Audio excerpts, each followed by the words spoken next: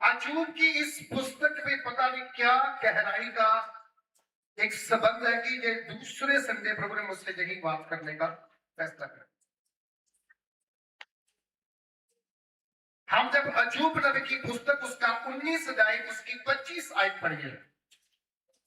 अजूब नबी 19:25 क्या लिखता है? मुझे तो निश्चय है कि मेरा छुड़ाने वाला जीवित है और अंत में पृथ्वी पर खड़ा रहेगा। हालेलुया। अंत में धरती पर खड़ा रहेगा। कौन? जीवित परमेश्वर। बोलो कौन? सारे बोलो कौन? जीवित परमेश्वर पृथ्वी पर खड़ा रहे। हम रहे ना रहे, हम रहे ना रहे, कोई और रहे ना रहे, पर हमारा परमेश्वर पृथ्वी पर खड़ा रहेगा। कब? अंत में, जब सब कुछ समाप्त हो जाएगा, एक ही नाम जहां पर रहेगा वो है जीवित परमेश्वर जो धरती पर खड़ा रहेगा। ऐसा बयान अजूब देता है। क्योंकि वचन कहता है मैं नया आकाश नई पृथ्वी बनाने पर हूं। कौन कहता है? परमेश्वर। नया आकाश नई पृथ्वी। ये आकाश टल जाएगा, ये जमीन ढल जाएगी, प्रभु फिर से एक नई सृष्टि करेगा और वो सृष्टि के अंदर सब कुछ नया नया हो जाएगा। बाइबल कहती है, हिजकिय्याह कहता है कि मैं तेरे अंदर से पुराना दिल निकालकर, यानी पत्थर का दिल निकालकर मांस वाला दिल, हेलो, पत्थर का दिल निकालकर मांस का दिल डाल दूंगा। क्योंकि वचन में लिखा गया है परमेश्वर का कलाम हमें इस जगह सिखाता है अजूब पीड़ा में है, अजूब दुख में है, अजूब कष्ट में है, अजूब अपना सब कुछ खो चुका है, अपना सब कुछ खो चुका है, कुछ नहीं बचा उसके पास। आप समझ सकते हैं, जिसके 7 पुत्र मर जाए, जिसके 3 पुत्र के मर जाए, जिसके हालेलुया हजारों भेड़ बकरियां ऊंट गधे बैल सब खत्म हो जाए, खेत खलिहान खत्म हो जाए, इवन जहां तक उसकी पत्नी उसे छोड़ के चली जाए, इवन जहां तक कि उसके शरीर पर फोड़े ही फोड़े हो जाए और वो ठीकरा ले और अपने फोड़ों को सीधे और कहे मेरा परमेश्वर, मेरा छुड़ाने वाला जीवित है। कितनी बड़ी गवाही होगी उसकी जिंदगी में, कितना बड़ा विश्वास होगा उसकी जिंदगी में, कितना बड़ा परमेश्वर पर भरोसा होगा उसकी जिंदगी में, जो अपने जख्मों को क्या कर रहा है? छील रहा है, ऊपर से उसे खुरच रहा है और खुरचने के बाद भी कह रहा है मेरा छुड़ाने वाला जीवित है, मेरा बचाने वाला जीवित है। आज विश्वास इस कदर हो हमारे अंदर कि चाहे कुछ भी हो जाए, परमेश्वर से हमारा ध्यान कभी हटना नहीं चाहिए। Hallelujah, hallelujah. 4 दिसंबर 1982 के अंदर एक ऐसा जन्म हुआ जिसे देख करके माँ बाप, डॉक्टर, नर्सें, स्टाफ, रिश्तेदार हैरान हो गए। एक ऐसा बर्थ हुआ, एक ऐसा जन्म हुआ ऑस्ट्रेलिया के मेलबोर्न शहर के अंदर, और वो एक बच्चा ऐसा पैदा हुआ जिसके ना दोनों हाथ ना दोनों टांगे। ये धड़ उसका नीचे का नहीं, बाजू उसके नहीं, और जब जो बच्चा दुनिया में आया डॉक्टर ने देखा, वो पीछे आपके शॉक हो गया, वो साइड पे हो गया, क्योंकि कहता है कि एक ऐसा बच्चा है जिसके हाथ भी नहीं, जिसके पैर भी नहीं, आंखें हैं, मुंह है, कान है, नाक है, लेकिन पैर भी नहीं है और हाथ भी, हाथ मतलब जहां तक बाजू नहीं है, जहां तक बाजू नहीं है। जो वहां काम कर रहे थे सबके सब देख के डर गए, कुछ बाहर भाग गए। ये कैसा अजीब विचित्र बच्चा पैदा हो गया यहाँ पर, और हैरान हो गए। और वो हैरान होने के बाद उसकी माता ने देखा, उसके बाप ने देखा, और वो रोने लगे, क्योंकि 9 महीने की प्रेगनेंसी में डॉक्टर ने एक बार नहीं बोला कि आपका बच्चा अधूरा है, उसने हर बार बोला बच्चा परफेक्ट है, बच्चा परफेक्ट है, बच्चा परफेक्ट है। फिर ये कैसे हो गया?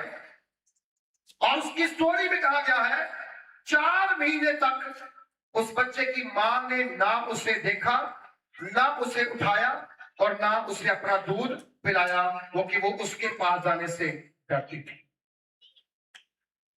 वो हैरान थी कि ये कैसा बच्चा पैदा हुआ है, ये मेरे साथ क्या हो गया है, कैसा संतान मुझे प्राप्त हुई है। और उस बच्चे का उसके पिता ने नाम रखा निक वैजिक। छोटा सा बच्चा 4 महीने का बढ़ता गया, उसके सिर्फ एक पट के नीचे पंजा था, पंजा, दोनों हाथ जहां नहीं, एक जहां पर पैर का पंजा था, जहां पर पूरी टांग नहीं, हड्डी नहीं, सिर्फ पंजा ऐसे बना हुआ था। निक बड़ा होता चला गया, 1 साल का आया, 2 साल का हुआ, 3 साल का जब स्कूल में गया, स्कूल के बच्चे देखकर डर गए। कुछ बच्चों ने उसको देखा और बड़े हैरान हुए, कुछ बच्चों ने उसका मजाक उड़ाया, इवन स्कूल का स्टाफ भी हैरान हो गया, ऐसे बच्चे को कैसे पढ़ना सिखाएं, कैसे लिखना सिखाएं, कैसे पढ़ना सिखाएं और कैसे लिखना सिखाएं। ना तो उसका हाथ है, ना तो उसका पैर है, ये कैसे पढ़ेगा? उस बच्चे ने जब एक दिन स्कूल में गया, मजाक उड़ा, 2 दिन स्कूल में गया, मजाक उड़ा, 1 हफ्ते तक लगातार उसका मजाक उड़ता रहा।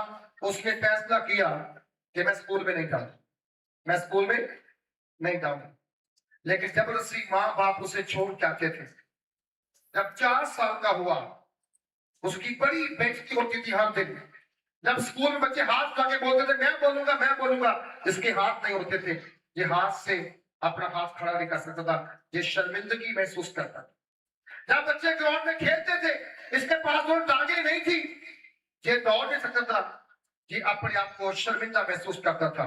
एक दिन स्कूल से निराश होकर वापस आया, अपने कमरे में गया, और जाकर उसने अपने कमरे को जैसे ही उसकी मां ने बंद किया, ये वॉशरूम में जाकर इसने अपने टब में पानी छोड़ा और कहा आज मैं सुसाइड करके मर जाऊंगा। 4 साल का बच्चा कहता आज मैं करूंगा, मर जाऊंगा, क्योंकि मुझे कोई पसंद नहीं करता, मुझे कोई देख के अच्छा समझता नहीं है। हो सकता है आप में से कुछ ऐसे लोग हो जिन्हें कोई पसंद नहीं करता, जिन्हें कोई लाइक नहीं करता, जिन्हें कोई भी देखता है वो अपना मुंह फेर देता है। लेकिन याद रखना, इस स्टोरी के बाद आपका हिम्मत बढ़ेगा और आप बड़े काम करने वाले बनेंगे। हालेलुया, आप बड़े काम करने वाले बनेंगे। इसने जब मरने का फैसला लिया, पानी में चला गया, एकदम से इसके दिमाग में आया, इसने एक वर्ड बोला, no hand, no legs, no limit. कहता हाथ नहीं है, पांव नहीं है, तो कोई सीमा भी नहीं है। ये पानी से बाहर निकला, और पानी से बाहर निकल करके इसने फैसला लिया, मैं मरूंगा नहीं, वरना मैं जीऊंगा और मैं कुछ करके दिखाऊंगा, मैं कुछ करके दिखाऊंगा। आपको मालूम, ये रेगुलर स्कूल जाने लगा, स्कूल में पढ़ता पढ़ता पढ़ता पढ़ता इसने मैथ में अकाउंट का पढ़ाई किया और टॉपर रहा, बिना हाथ के लिखने वाला बना। मुंह में डाल के पेंसिल लिखता था, वो मुंह में डाल के पेंसिल लिखता था। जहां कितने बच्चे ऐसे हैं जो स्कूल में जाते हैं लेकिन कई बार फेल हो जाते हैं, अच्छे नंबर नहीं ले पाते। हाथ है, पैर है, दिमाग है, आंखें हैं, सब कुछ है, पर हाथ में क्या रहता है? हमेशा फोन। दिमाग कहाँ रहता है? दुनियादारी में। पैर कहाँ रहते हैं? बाहर घूमने में, और वो पढ़ नहीं सकते। इस बच्चे ने मुंह में पेंसिल पेन डालकर लिखना स्टार्ट किया, प्रैक्टिस की। देखो, जब हाथ ना हो ना, जब पैर ना हो, परमेश्वर दिमाग इतना जबरदस्त देता है ना कि दुनिया उसको सलाम करती है। हेलो, दुनिया उसको सलाम करती है, उसको बोला हालेलुया। और इसने अकाउंट किया, और जब ये पढ़ता था ना, इसे बोलने का हुनर आ गया। क्या आ गया? बोलने का हुनर आ गया। मैं बोलना चाहता हूं, मैं बोलना चाहता हूं। उसने स्कूल के अंदर छोटे छोटे फंक्शनों में भाषण देना शुरू किया। लोगों ने भाषण सुनना, कुछ ने हंसना और कुछ ने उससे इंप्रेस होना। जब वो कहता था तरक्की करो, आगे बढ़ो, हिम्मत रखो, तुम्हारा भला होगा, तुम ऊंचाइयों को छू जाओगे, तो वहां बैठे लोग जो मेरे जैसे थे कहते थे, जे कैसे उड़ेगा, हाथ है नहीं, जे कैसे चलेगा, पांव है नहीं, जे कौन सी बात हमसे कर रहा है, जिसके पास खुद कुछ नहीं है वो हमें सिखा रहा है, हमें मंजिल दिखा रहा है, हमें दिशा दिखा रहा है, हमें निर्देश दे रहा है। आप बता क्या हुआ? एक लड़की वहां बैठी हुई थी एक दिन स्टेज उसको संदेश देते समय, और वो बड़ी निराश थी अपने जीवन से। वो मरने की कोशिश कर रही थी, वो सुसाइड करने के बारे में सोच रही थी, और उसने अपनी कहानी बताई कि मैं 4 साल की उम्र में मरना चाहता था, लेकिन मैं मरा नहीं, मैं कुछ बन के दिखाऊंगा। जब सारा प्रोग्राम खत्म हो गया, वो लड़की उसके पास आई, बोले निक, मैं तेरे भाषण से, मैं तेरी स्पीच से इंप्रेस हुई हूं। मैं भी मरना चाहती थी, लेकिन अब मरूंगी नहीं, अब मैं आगे बढ़ूंगी, अब मैं आगे बढ़ूंगी। पता क्या हुआ? उस बंदे ने जब बड़ा हो गया, उसकी शादी हुई। जिसके साथ शादी हुई उसके दोनों हाथ हैं, दोनों पांव हैं, परफेक्ट एक लड़की है।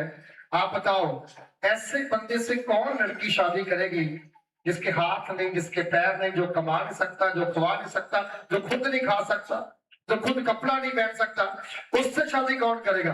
एक लड़की ने उससे शादी की। अमेरिका की कैलिफोर्निया में जाके उसकी शादी हुई।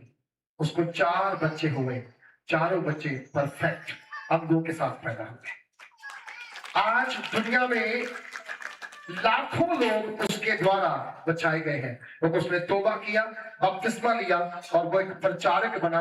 और हिंदुस्तान में भी अभी पिछले साल में आकर के लाखों लोगों को संदेश सुना करके गया। आप बताएं, कौन सी चीज आपके जीवन के अंदर है जो आपको बार बार पीछे को खींच रखती है, आपको आगे नहीं बढ़ना चाहती है? अगर आप निक से सीखना चाहते हैं तो सीख लीजिए। इससे बड़ी और कोई एग्जाम्पल नहीं हो सकती कि परमेश्वर कितना महान है। अगर उसने हाथ नहीं दिए, अगर उसने पैर नहीं दिए, लेकिन उसने तरक्की बहुत बख्श दी, उसने उन्नति बहुत बख्श दी, उसने सफलता बहुत बख्श दी। आज अगर आप भी परमेश्वर के साथ वफादार बने, खुदाबंद आपको भी सफलता देने में पीछे नहीं हटेगा। हालेलुया। आपको तरक्की देने से नहीं पीछे हटेगा। कई बार आप एक बार गिरते हैं, कहते हैं मैं बार बार गिरने वाला हूं, मैं एक बार हार गया, मैं बार बार हारने वाला हूं, मैं एक बार बीमार हो गया, मैं बार बार बीमारी। ऐसा नहीं होगा।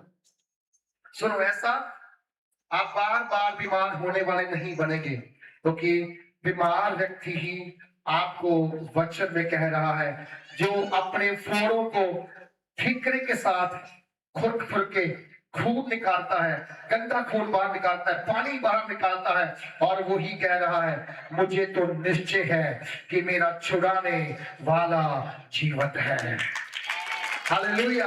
आज कौन सी सिचुएशन आपकी जिंदगी में है, आज कौन सी प्रॉब्लम आपकी जिंदगी में है जिसको आप बार बार फेस कर रहे हैं, आप उस सिचुएशन को बोल सकते हैं, देख मैं बीमार हूं, देख मैं कष्ट में हूं, देख मैं रोग में हूं, देख मैं परेशानी में हूं, लेकिन कोई आशा नहीं बची है। तो एक आशा आज तुम्हारे लिए रखी गई है, वो ये है, तुम्हारा छुड़ाने वाला परमेश्वर जीवित है।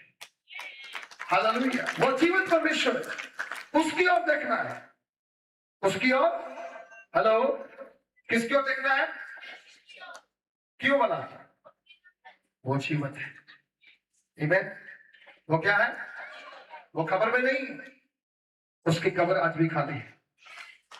वो खाली कब्र इस बात का गवाह है कि वो नित्य जैसे बंदे को बिना अंगों के भेज देता है और उससे दुनिया के लिए एक मिसाल बना देता है। आज आपके पास हाथ भी है, आपके पास पैर भी है, आप दौड़ सकते हैं, आप काम कर सकते हैं, लेकिन फिर भी सफलता आपको नहीं मिलती। रीजन एक ही है, सफलता वो देना चाहता है लेकिन क्यों नहीं मिलती? आप अपना मनोबल तोड़कर बैठे हुए, अपनी हिम्मत को तोड़कर बैठे हुए। अपनी हिम्मत को मत तोड़िए, अपनी हिम्मत को मत तोड़िए, अपनी हिम्मत को बना के रखिए। प्रभु यीशु मसीह ने चेलों को बोला, तुम आगे चलो और झील पार करो, मैं इन लोगों को विदा करके आता हूं। किनको? जो प्रभु यीशु मसीह से वचनों को सुन रहे थे। प्रभु यीशु ने चेलों को बोला, तुम किस लिए बैठो और झील को क्या करो? पार करो, मैं तुम्हारे पीछे आता हूं। इसका मतलब प्रभु यीशु को मालूम था झील के अंदर जे मेरे बिना झील पार नहीं कर सकते। हेलो, झील पार, समंदर पार नहीं कर सकते। कलाम में लिखा है, वचन में लिखा हुआ है कि जब आप इस बात को समझे और देखे और जाने, प्रभु यीशु ने चेलों को विदा कर दिया और खुद को प्रचार कर। बोलो, खुद का प्रचार कर। किससे? लोगों को बता रहा है। इतने में क्या हो गया? किस्ती आगे निकल गई, अंधेरा हो गया, लोग विदा हो गए। शायद उस समय प्रभु यीशु मसीह अपनी पर्सनल प्रार्थना में था। कहां पर? उसी जंगल में जहां से झील क्रॉस करने का रास्ता था। और क्या हुआ? थोड़ी देर के बाद झील में तूफान आ गया, हवा चलने लगी, तेज हवाएं, लहरें उठने लगी और बेड़ी क्या हो गई? डावा। हेलो, बेड़ी क्या हो गई? डावाडोल हो गई। कुछ लोगों की जिंदगी क्या है? डावाडोल हो जाती है।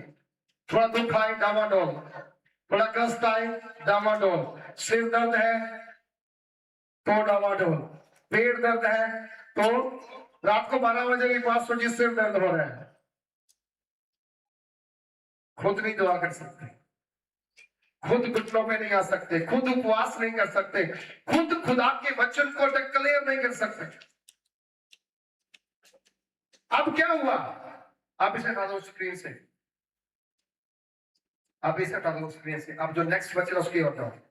और प्रभु यीशु मसीह ने क्या देखा? आंधी आ गई, तूफान आ गया, चेले घबरा गए और चेले डर के मारे क्या हो गए? चिल्ला उठे। उन्हें कुछ दिख नहीं रहा है, इधर भी लहरें, इधर हवा, बेड़ी ऐसे ऐसे करती हुई उन्हें क्या कर रही है? दिखाई पड़ रही है। और बेड़ी ऐसे करके दिखाई पड़ रही है, उनको चल के उनको मौत नजर आ रही है। बोलो, क्या नजर आ रही है? हेलो, क्या नजर आ रही है? मौत नजर आ रही है। अभी हाल ही में शायद यूपी के अंदर एक नदी के अंदर एक बेड़ी दूसरी बेड़ी के साथ टकरा गई, लोग डूब के पानी में मर गए, लोग बचा नहीं सके, पानी में डूब के मर गए। तो इन लोगों को मौत नजर आई, जब चिल्लाने लगे। इतने में क्या हुआ? प्रभु यीशु मसीह पानी पर चलते हुए, बोलो, पानी पर चलते हुए कैसे आ रहे? चेलों की ओर। ये देखने के बाद चेले और भी डर गए। बोलो, क्या हो गया? चेले कहते भूत आ गया। तो पानी में कोई चल सकता नहीं इंसान, पानी में कोई इंसान चल नहीं सकता। पानी में वही चल सकता है जिसने पानियों को खड़ा किया है। हालेलुया। जिसने पानी को दो भाग में बांट दिया है, जिसने पानी को समुद्रों में, दरियाओं में, नदियों में, झीलों में क्या किया है? रोक के रखा हुआ है। वही पानी पे चल सकता है। जब पानी पे चलते प्रभु यीशु की ओर आए, प्रभु ने क्या बोला? हिम्मत रखो, मैं हूं, मत डरो। क्या करो? हिम्मत रखो। आज विश्वासी के पास हिम्मत नहीं है, सब कुछ है, हिम्मत नहीं है। बोलो सब कुछ है, हिम्मत। हेलो, हिम्मत। हिम्मत नहीं है, सब कुछ तो है परंतु हिम्मत, हिम्मत हार जाते हैं लोग। बुखार हो जाए, पता नहीं मैं बचूंगा कि नहीं बचूंगा। जीने की इच्छा होनी चाहिए। लोग तो कैंसर जैसी बीमारी को हरा करके भी बाहर आ गए।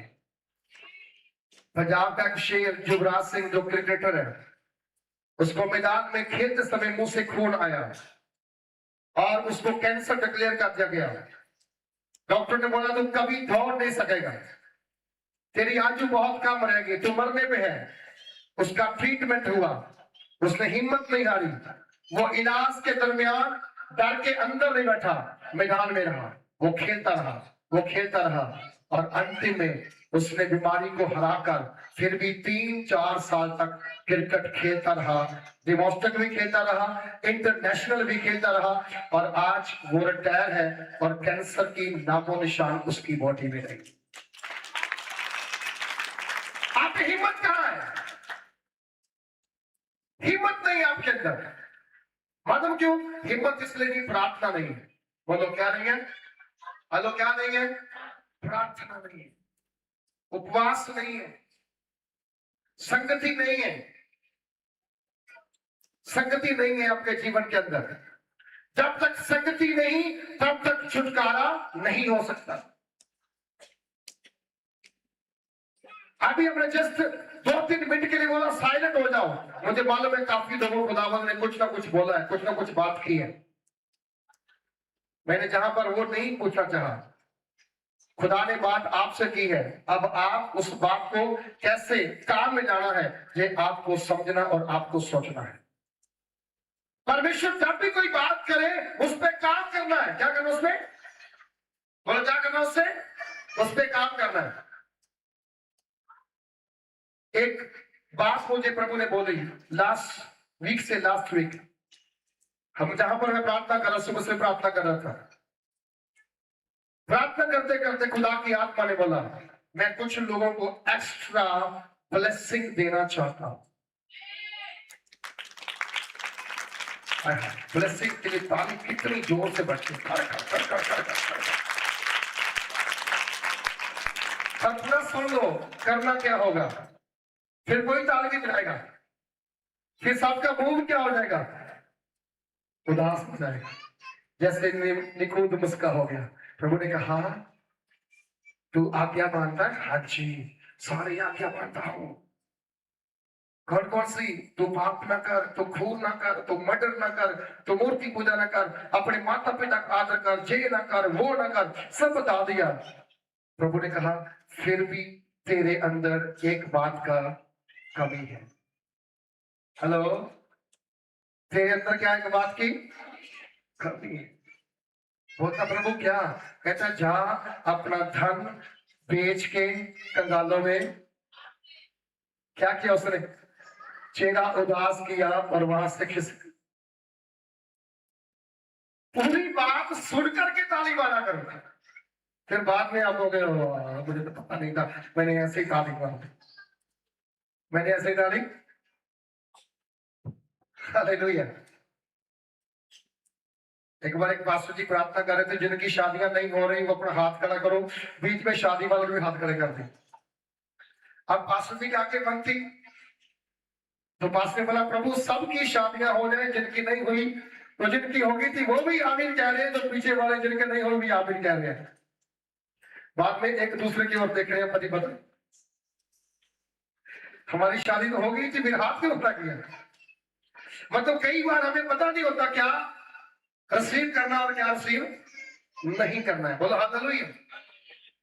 खुदा ने कहा मैं कुछ लोगों को एक्स्ट्रा ब्लेसिंग देना चाहता हूं, एक्स्ट्रा ब्लेसिंग। उनकी जो उनके पास है उससे कुछ अलग, उससे कुछ हटकर।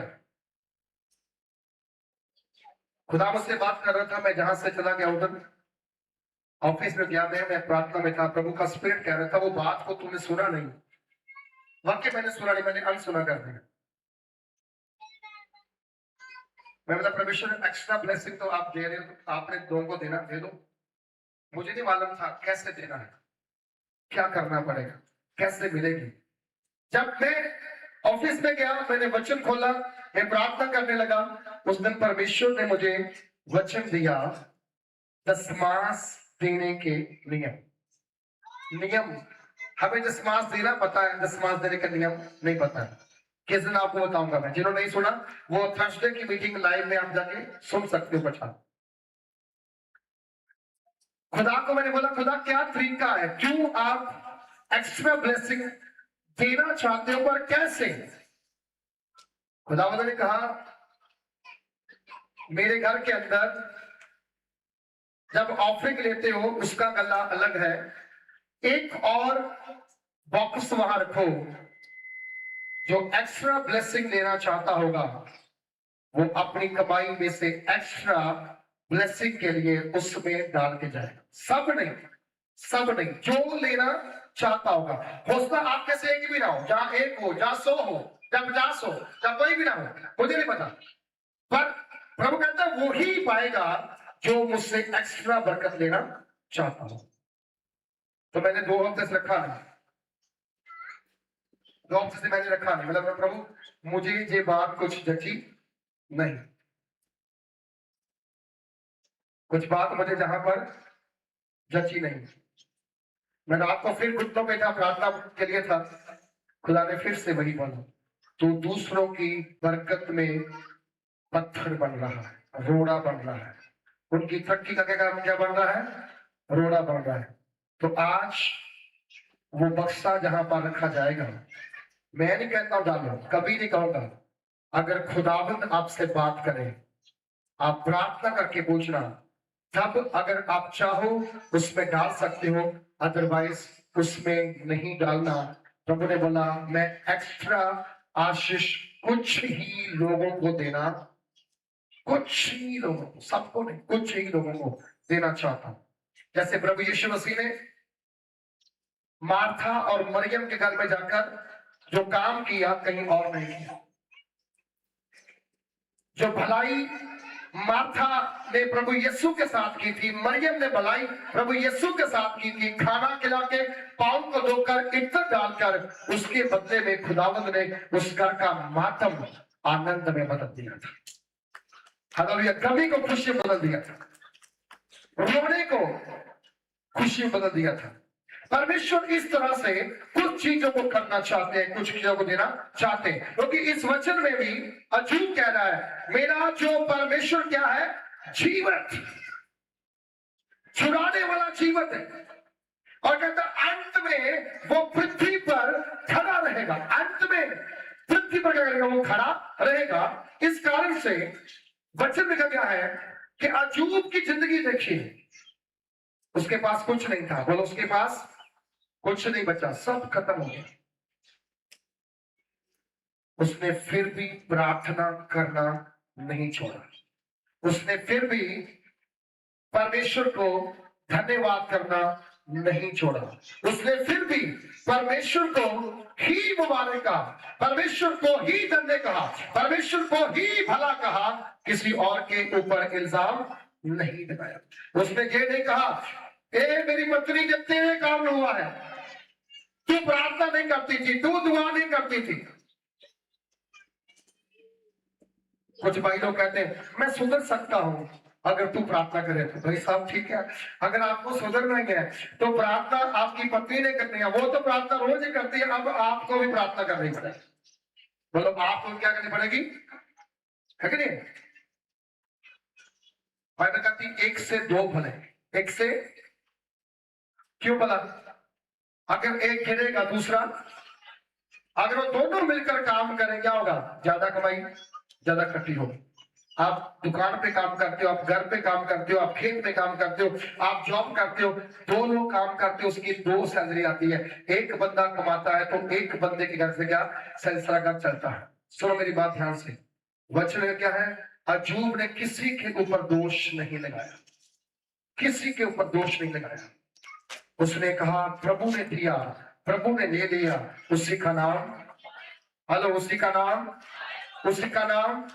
फिर जितने लोग उसके खिलाफ आए, उसके मित्र, उसके रिश्तेदार, उसके आस पड़ोस के लोग, उसकी पत्नी, देखा अंतिम में अजूब ने सबके लिए क्या की?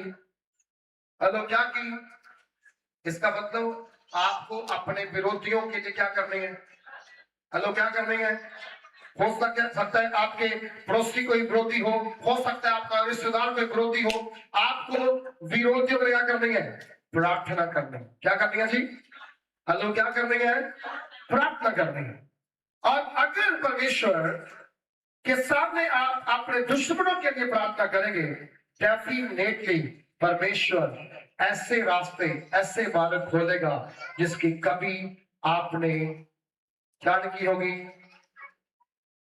कल्पना नहीं की होगी। हालेलुया। कभी आपने ऐसी कल्पना नहीं की होगी, क्योंकि उसने कहा है तेरा परमेश्वर तेरे लिए ऐसी योजनाएं बनाता है जिन्हें तू समझ नहीं सकता, तू जान नहीं सकता। आज देखो चर्च में कितने गाने लगे हैं? 2 3 4 5 6 7 8 9। अभी कुछ लोग लेके नहीं आए। अगर सब आ जाए तो ये एक लैंड पूरी की पूरी गाड़ियों से बच सकते हैं। कुछ लोग लेने जा रहे हैं। आमेन। हेलो, देनी है ताली तो मार देंगे। मैंने प्रार्थना करना स्टार्ट किया, प्रभु इस बार कम से कम हमारी चर्च में 20 से ज्यादा गाड़ियां हो, ताकि जब सुबह निकले ना क्रिसमस के ऊपर, हर गाड़ी के ऊपर क्रॉस ही क्रॉस नजर आए। हालेलुया। और प्रभु ऐसा करेगा, प्रभु ऐसा करेगा। आपको परमेश्वर गाड़ियों के साथ क्या करेगा? ब्लेस करेगा। एक्स्ट्रा ब्लेसिंग उसी में छिपी हुई है कि जो आपकी पहुंच से बाहर है, परमेश्वर उसे खींच कर तुम्हारे घर में ले आएगा। हालेलुया। प्रभु यीशु मसीह ने कहा मत डरो, मैं हूं। पतरस ने कहा प्रभु अगर तू है तो मुझे भी बोल पानी पे। बोलो क्या करूं मैं? पानी पे चला जाता हूं। अगर तू ही है तो मुझे कहे आजा पानी पे चल। प्रभु ने बोला पतरस आजा, पतरस आजा। पतरस आया पानी के ऊपर, देखते देखते पैर रखा, पैर रखे भी हड्डी रखी होगी। अगर तू नीचे गई तो पैर रखूंगा नहीं। एक पैर बेड़ी के अंदर, एक पैर पानी के ऊपर, हड्डी नीचे नहीं गई, पंजा रखा। फिर दूसरा पैर उठाया, नीचे रखा। फिर तीसरा पैर उठाया, आगे गया। चौथा, पांचवा, छठवां, एकदम से क्या आया ख्याल, बाकी भी आ रहे हैं। बाकी कहां है? वो तो बेड़ी में है। ये भी डूबने लगा। आज इंसान डूबता क्यों है? पीछे की ओर देखता है। बोलो क्या करता है? पीछे की ओर देखता है। कहता है पीछे कौन रह गया, पीछे कौन रह गया। अगर सब लोग दौड़ने वाले रेस में यही देखिए पीछे कौन रहेगा, पीछे कौन रहेगा, फिर कौन जीतेगा? अगर आपको दौड़ना है, आपके साथ कौन दौड़ रहा है उसको भूलना होगा। फिर आपको अपने आप पर नजर लगानी है कि मैं जीतूंगा, मुझे दौड़ना है, मैं जीत के वापस आऊंगा और मैं इनाम का हकदार बनूंगा। हालेलुया। आप मसीह में दौड़ रहे। संत पौलुस कहता है मैं अपनी अच्छी दौड़ क्या करता हूं? दौड़ता हूं। मुझे नहीं पता पतरस क्या कर रहा है, मुझे नहीं पता झूठा क्या कर रहा है, मुझे नहीं पता और क्या कोई कर रहा है। मुझे अपनी दौड़ दौड़नी है। विश्वासी को दूसरे विश्वासी के बारे में नहीं पूछना, वो अभी आया है कि नहीं आया है, उसका नहीं पता आया कि नहीं आया। तेरा फर्ज बनता है तू अपने टाइम पर वहां पर जा जहां तेरी ड्यूटी है। हेलो, वहां जहां तेरी क्या है? ड्यूटी है। तू वहां पर जा जहां तेरी क्या है? ड्यूटी है। एक पति पत्नी की परिवार के साथ नहीं बनी। लड़की को पढ़ने का बहुत शौक था। वो कहती मैंने पढ़ना है, मैंने आगे बढ़ना है। ससुराल वाले कहते अगर अब तू हमारे बहू बन गई है, अब तू पढ़ नहीं सकती, तुम्हें पढ़ना नहीं चाहिए। लोग क्या कहेंगे कि उसकी उसकी जो अपने बहू है वो स्कूल में पढ़ने के लिए जा रही है, कॉलेज पढ़ने के लिए जा रही है। उसने बोला नहीं, मैंने पढ़ने का निर्णय लिया है। मैंने शादी से पहले बोला था मैं अपनी पढ़ाई कंप्लीट करना चाहती हूँ। इतने में आर्गुमेंट हो गया, पति पत्नी घर से निकल गए। जब घर से निकल गए तो आगे काम धंधा नहीं मिल रहा था, तो पत्नी ने अपने पति से बोला कोई बात नहीं, सब ठीक हो जाएगा, मुझे पढ़ने दो, सब ठीक हो जाएगा। पति बोलता ठीक है तू पढ़। उसे जॉब मिल गई, एसडीएम ऑफिस के अंदर क्लर्क की जॉब मिल गई लड़के को। वो वहां जॉब करने लगा। जॉब करते करते मालूम क्या हुआ, उसकी पत्नी ने भी जो पेपर दिए थे वो एसडीएम जॉब के दिए थे, उसे एसडीएम की जॉब मिल गई। जिस दिन पहले दिन एसडीएम बन के वो उसी ऑफिस में आई जिस ऑफिस में उसका पति काम करता था। जब उसको वेलकम करने के लिए आए तो उसे नहीं मालूम था कि मेरी पत्नी यहाँ पे आ रही है। वो सामने खड़ा लैंड के अंदर बुक के लेकर, जैसे ही अंदर से उसकी पत्नी बाहर निकली तो वो पहली लाइन से खिंचकर दूसरी लाइन में, दूसरी तीसरी लाइन में, चौथी लाइन में, पांचवी लाइन में, सबसे लास्ट चला गया। क्यों मालूम क्यों? उसे शर्म आई, मैं छोटी जॉब पे हूं, पत्नी बड़ी जॉब पे आ गई। समझा रही? कुछ करने का निर्णय बनाओ, कुछ करने का निर्णय बनाओ, फैसला करो। तरक्की अपने आप प्रभु आपको देगा, तरक्की प्रभु अपने आप आपको देगा। जब सब लोगों ने अपना अपना परिचय दिया, इसे बुलाया, आपका नाम क्या है? उसने नाम बताया। तो आप शर्मा क्यों रहे नाम बताने से? वो क्या कहे कि मैं जिसके सामने खड़ा हूं, मैं जिसके नीचे काम करने वाला हूं, वो मेरी पत्नी है। ना स्टाफ को बता सकता, ना किसी और को बता सकता, लेकिन वचन कहता है प्रभु जिसको ऊंचा करना चाहे उसे कोई नीचा नहीं कर सकता, उसे कोई गिरा नहीं सकता। बोलो हालेलुया। परमेश्वर ने आपको पंख दिए हैं उड़ने के लिए। क्या दिए हैं? हेलो, क्या दिए हैं? पंख दिए। क्या करने के लिए? उड़ने के लिए। एक दूसरे का इंतजार मत करो, वो उड़ेगा तो मैं उड़ूंगी, नहीं, आप उड़ना स्टार्ट करो। क्या पता पहले पंख आपको इसलिए जाए कि आप उड़ो, दूसरे आपको देख के उड़ना स्टार्ट करें। हालेलुया। क्या करें? दूसरे क्या करें? आपको देख करके उड़ना स्टार्ट करें। ये मत बोला करो वचन के अंदर प्रभु ने हमें क्या दिए? उकाबों की तरह नया बल दिया है। उकाब उड़ता भी है, वो बल पाके बैठा नहीं रहता है। आप वहां बैठने के लिए नहीं बुलाए गए हो, आप उड़ने के लिए बुलाए गए हो, ऊंचाइयों को छूने के लिए बुलाए गए हो। इसीलिए अजूब का सब कुछ जाने के बाद भी अजूब की निश्चय क्या थी, विश्वास क्या था? उसने कहा मुझे तो विश्वास है कि मेरा छुड़ाने वाला परमेश्वर जीवित है। हालेलुया। क्या है वो? जीवित है। एक दिन रात को हम लोग काफी देरी से तलवाड़े से आ रहे थे, 12-12:30 टाइम हो गया था, हम गाड़ी में थे। कोई बात हम लोग कर रहे थे, प्रभु की दासी बोलती ये काम कैसे हम कर सकते हैं?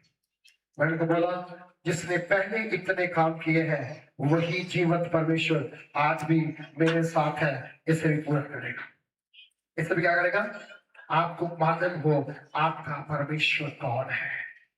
वो पानी पे चल सकता है, वो पानी को धो भाग में बांट सकता है, वो मुर्दों में नई जान डाल सकता है, वो लकड़ों की टांगों में नई जान डाल सकता है, वो अंधी आंखों में रोशनी डाल सकता है, वो बहरे कानों में आवाज डाल सकता है, वो गूंगी जुबानों से बुलवा सकता है। वो ऐसा परमेश्वर है जिसके लिए कुछ भी असंभव नहीं है। आप क्यों डरते हो? आप क्यों घबराते हो? एक ही काम करो, परमेश्वर की ओर अपनी आंखें लगाओ। 34 नंबर जबूर की 7 आयत में कहा गया है, 5 आयत में कहा गया है, जितनों ने उसकी ओर देखा। किसकी ओर देखा? जितनों ने, हेलो जी बोलो, जितनों ने उसकी ओर देखा। किसकी ओर?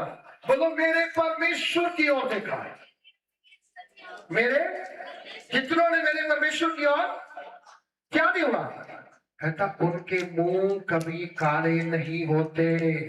जो परमेश्वर की ओर देखते हैं उनके मुंह कभी काले शर्मिंदे।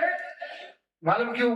हमारा परमेश्वर मुंह काला करने वाला नहीं है, काले मुंह को चांदन में बदल देने वाला परमेश्वर है। हालेलुया। चानन में बदल देने वाला परमेश्वर है। इसलिए आज मैं आपको बताना चाहता हूं, मेरा खुदा, मेरा परमेश्वर जो है आपको बहुत ऐसे आशीष देना चाहता है, बहुत ऐसे आशीष देना चाहता है, बहुत ऐसे आशीष देना चाहता है। अक्सर जितने प्रभु के दास हैं उनके पास एक ही पुत्र होता है और बेटियां दो दो होती हैं। अब तक जितना मैंने खुदा के दासों को देखा, एक एक पुत्र होता है। बहुतों के पास, थोड़ों के पास दो पुत्र होंगे, एक बेटी होगा। नहीं तो ज्यादातर जितने पास्टरों को मैं जानता हूं उनके पास एक ही बेटा होता है और बेटी होती है। पास्टर अंकुर को एक बेटा, पास्टर जोल को एक बेटा, पास्टर सुखबाराना को एक बेटा, मुझे एक बेटा। ऐसे कितने पास्टर जिनको क्या एक एक बेटा दिया परमेश्वर, दो दो दिए ही नहीं, कोई ऑप्शन छोड़ा ही नहीं। बोलता है मेरा जो तेरा एक बेटा है वो क्या करेगा मेरी, बोलो क्या करेगा मेरी, हेलो क्या करेगा, समझिए कैसे करेगा। आप जैसे बोल रहे हो फिर तो आप बच्चे सेवा नहीं कर सकते। क्या करेगा मेरा बेटा, हाँ सेवा करेगा।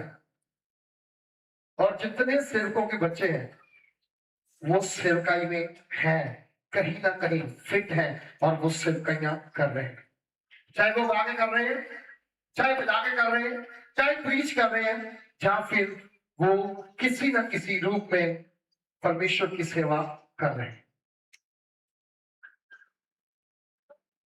परमेश्वर ने हन्ना को एक बेटा दिया। कितना बेटा दिया, एक बेटा, वो भी बड़े चिरों बाद दिया, शादी के बहुत सालों बाद दिया। क्या कहा उसने, प्रभु जब ये बेटा मेरी घर पे आएगा, मेरा दूध पिएगा, जिस दिन दूध छोड़ देगा क्या करूंगा, ऐसे मैं तुझे अर्पण कर दूंगी, ये तेरे घर की सेवा। कह के चली गई ना। आप बताओ, जिसके पास एक बेटा हो वो फौजी बनाएगा, डॉक्टर बनाएगा, इंजीनियर बनाएगा, या कोई और बड़ी पोस्ट पे जाएगा, या सेवक बनाएगा। हन्ना ने सेवक बनाया। बोलो हन्ना ने क्या बनाया, सारे बोलो हन्ना ने क्या बनाया, हन्ना ने क्या बनाया जी, सेवक बनाया। मुझे कॉल आई, एक प्रभु के दास है, उसको 9 बेटियां हैं। कितनी बेटियां, 9 बेटियों के बाद एक बेटा हुआ, 10 बच्चे हैं। जो 9वीं बेटी हुई ना उसका नाम रखा नोआमी। नोआमी, नोआमी का मतलब है प्रशंसा। क्या मतलब है, प्रशंसा। उस बंदे ने इतनी मेहनत की, अपनी 7 बेटियों को डॉक्टर की पढ़ाई कर, 7 बेटियां कर दी, डॉक्टर की पढ़ाई करवा दी।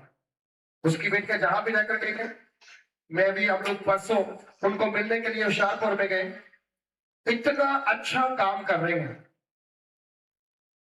और जो बाप ने रात दिन मेहनत की, आज उसकी बच्चियां ऐसे कमा कर उसके हाथ पे रखती हैं और बाप खुशहाल है, माँ खुशहाल है कि मैंने मेहनत की और व्यर्थ नहीं गई।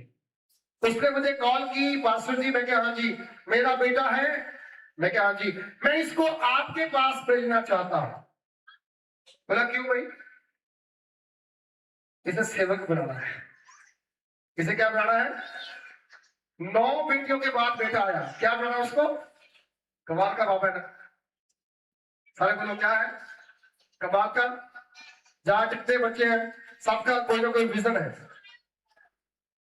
टाटा में तो सबसे बड़ी बात है कि कहते ऑफिसर मत बनाओ, दुबई भेज दो, इधर भेज दो, उधर भेज दो, इधर रखना। उस बाप ने कहा मैं इसे सेवक बनाना चाहता।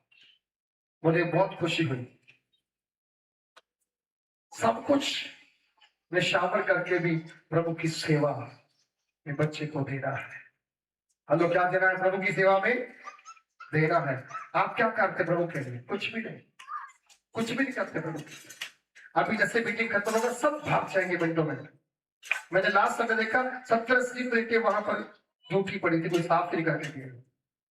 अपना खाया हुआ साफ नहीं करते आप, किसी कैसे कर सकते हो। आप जब घरों में जाते हो तब सब कुछ करके आते हो, वहां से खाना खाते हो, बर्तन साफ करके आते हो, खुदा के घर में कोई सेवा करने को तैयार नहीं होती।